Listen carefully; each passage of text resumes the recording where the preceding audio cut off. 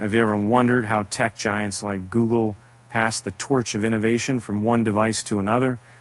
Picture a choreographed dance of features moving across pixel phone clusters, and one way to see what two factors again.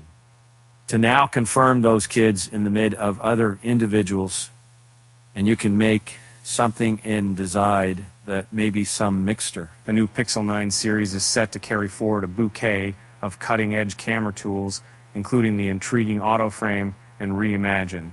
While autoframe deftly frames subjects and extends images using AI, Reimagine offers background manipulation capabilities.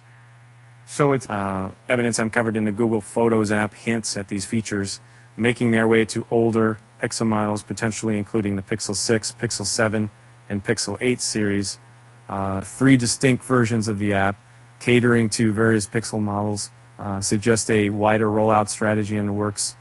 We involve the recent code discoveries within the app point to a future where these advanced editing tools could enrich older Pixel devices, expanding the creative possibilities for users across different Pixel line generations. The exclusivity of these features to Pixel phones underscores Google's intent to provide a unique user experience within its ecosystem.